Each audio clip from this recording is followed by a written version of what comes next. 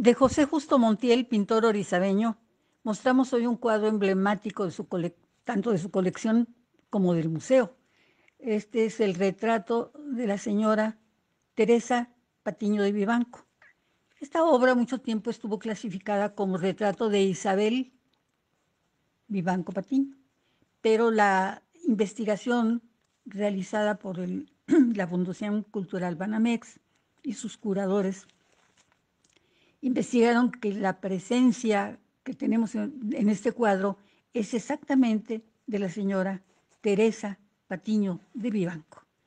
Esta familia Vivanco, particularmente, bueno, el jefe de familia era el cosechero, se llamaba entonces, como el empresario, diríamos ahora, muy próspero, don Antonio Vivanco, que pertenece también a la familia de los marqueses del Valle de Orizaba, ya muy avanzados los siglos. Bueno, pero volvamos a nuestra modelo de José Justo Montiel. El interés de esta obra es dar a conocer que Montiel fue reconocido por la emperatriz como un artista de gran calidad. Por eso le encarga este retrato. A él como pintor de gran calidad retratística y a la modelo por su belleza. Y los datos que se tienen de la indumentaria que porta la modelo son aportados por un investigador y cronista de la Ciudad de México, pero nacido en Orizaba, historiador, que se llama Arturo Sotomayor. Arturo Sotomayor le comenta al doctor Justino Fernández que esta modelo trae en su indumentaria el traje de viaje que usaba la emperatriz, pero que el medallón era de su particular alhajas, pues seguramente el retrato de su esposo, que nunca se hubiera permitido que se hubiera colocado un retrato del emperador o de otra persona en el dije que tiene en el cuello la modelo. Otro dato de interés son las flores que tiene tanto en su mano, que seguramente ha recibido en esa extraordinaria y lujosa recepción que le hicieron a los emperadores en Orizaba, a donde acuden representantes de diferentes pueblos originales de alrededor de Orizaba y de la misma ciudad de Orizaba. Precisamente en unos metros atrás, en el portal de Escamela, en el puente de Villegas, le hacen bajo una ramada, un arco de triunfo, y ahí el que era presidente municipal le entrega las llaves de la ciudad, una de oro y una de plata, sobre un cojín de terciopelo rojo. Ese señor se llama Avelino Herrera y también lo pintó Montiel. Seguramente a indicaciones de la corte imperial que querían registrar el hecho, porque el discurso que hizo el presidente municipal Avelino Herrera fue traducido por, bueno, conocía muy bien el castellano y le contesta el emperador. Pero otros indígenas, también retratados por Montiel, que también están en la colección, hacen discurso, pero lo hacen en náhuatl. Y el licenciado Chimalpo Boca se lo traduce al castellano al emperador. Y el emperador le contesta para que el propio licenciado Chimalpo Boca lo traduzca al náhuatl y se dé a conocer a los indígenas la respuesta de esa que sintió una acogida pues muy calurosa el emperador, sobre todo en comparación con la primera recepción que tuvieron en Veracruz, que no fue como ellos la habían imaginado, sino al contrario, fue muy decepcionante para ellos. Volvamos al retrato de la señora Teresa Patiño de Vivanco. Su expresión es muy severa y su edad es como de 30 años. Entonces, la investigación que hace a partir del gabinete de investigación de la Fundación Cultural Banamex, que corresponde el hecho de que la segunda esposa de Antonio Vivanco era una mujer muy bella, de 30 años, como corresponde a esta dama representada. Incluso hay crónicas, recientemente la de Mario Heredia, que explica que la emperatriz, al ver damas tan elegantes, tan cultas, tan educadas, invita que vayan con ella a ser miembros de la corte en el castillo de Chapultepec, que va a ser su residencia imperial.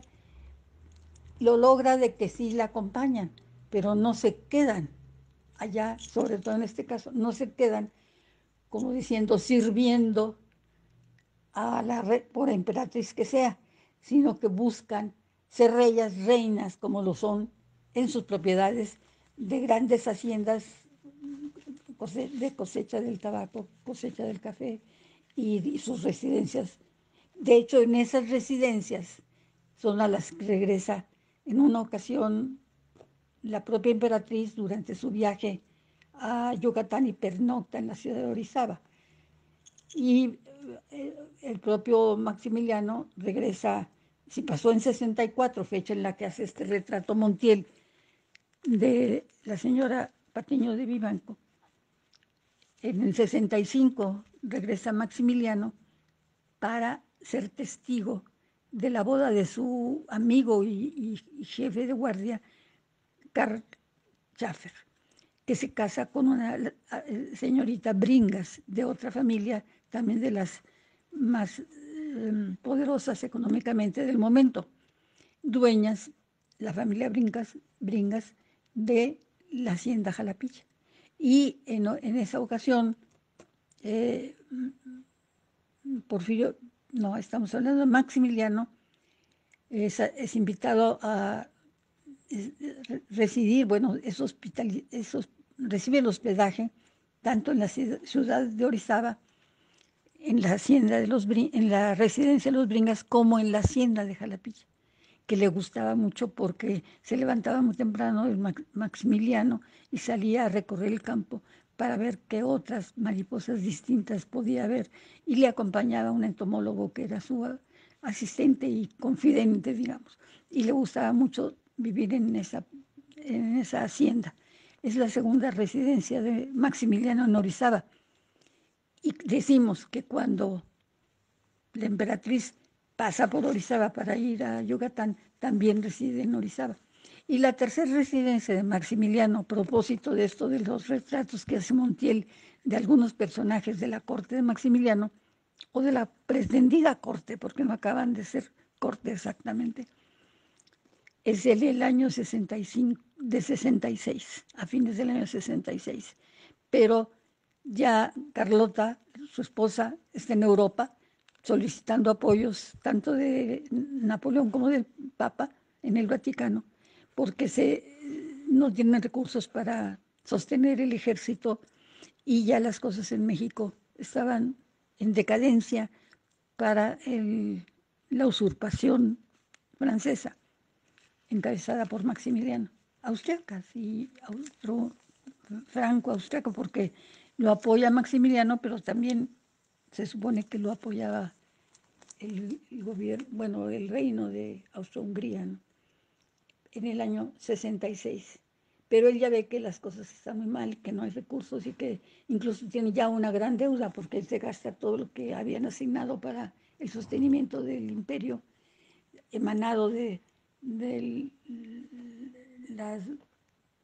los dineros públicos, y él se los gasta pues en cambiarles trajes a los que vivían en el castillo, de redecorar el castillo de Chapultepec.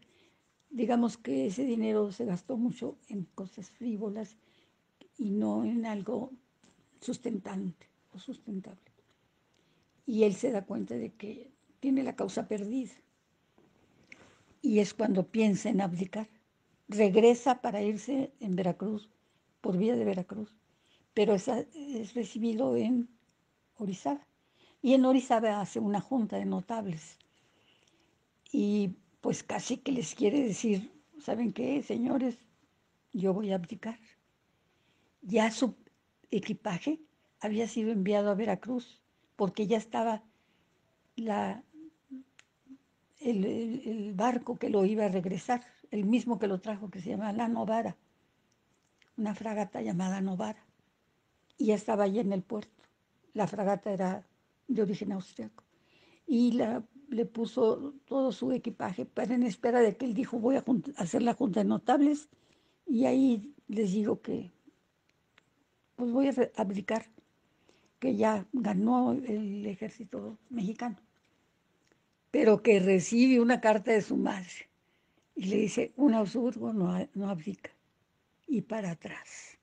Entonces, como se sabe, pues él era había sido dominado por su madre, como los escritores dicen que después fue dominado por su esposa. Pues no. Entonces él sabe que va al matadero.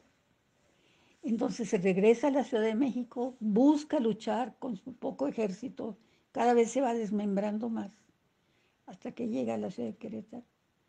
Y luego pasa lo que su destino lo alcanza un 19 de junio de 1867, fecha que da origen a la restauración de la República con Benito Juárez, quien se ha negado a darle la amnistía y que pudiese regresarse con vida.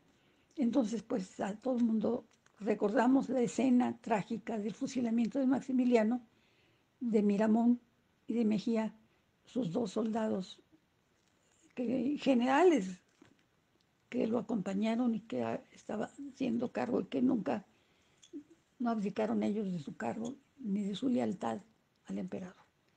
Entonces, todo esto tiene que ver con que José Justo Montiel puede considerarse en esos años un pintor de la corte de Maximiliano al pintar lo que le pedían por la vía de emisario, seguramente, los emperadores. Y seguramente ese final trágico y acelerado tuvo que ver para que muchos cuadros se quedaran en el taller, que nadie los recogió. No hubo familia que recogiera los cuadros que él pintaba de los hombres o mujeres que les decían que eran importantes. Porque también hay una niña de las dos en la mano, que se supone que es hija de esta señora Teresa Patiño. Hay otro cuadro que está en colección privada, que es otra hijita de ese matrimonio, que es una niña con un nido. En fin, o como el fumador, muy elegante fumador, que tiene la boquilla de plata, etcétera, que tiene un traje elegantísimo y que supone que acompaña a la emperatriz en su viaje a Europa. Entonces, todos estos retratos, el retrato propio de Avelino Herrera, que aunque tiene familia porque es de Orizaba, el cuadro se queda en el taller de Montiel. Y es por eso que están en la colección, sería interesante recordar eso. Y es por eso que también podemos considerar que en estos años José Justo Montiel es pintor de corte. Bueno, estos cuadros forman parte, de hecho, son propiedad de la Universidad Veracruzana. Están en comodato del Museo de Arte del Estado de Veracruz, pero en resguardo del Instituto Veracruzano de la Cultura. Entonces, siempre que se menciona estos cuadros, tanto en uno como en otro caso, pues se mencionan a estas tres instituciones que han tenido el, el privilegio de conservar esta colección de José Justo Montiel, pintor orizabeño, que hace que la presencia de la pintura regional tenga un lugar formidable en la historia del arte de México, que no son artistas segundones, son artistas hechos y derechos, que es la misma mirada que tuvo la emperatriz al ver que ese retrato era magnífico y que por eso quería tener el retrato tanto de la belleza de la mujer como de la factura del pintor. Están estos retratos en la colección del Museo de Arte del Estado de Veracruz, en la ciudad de Orizaba.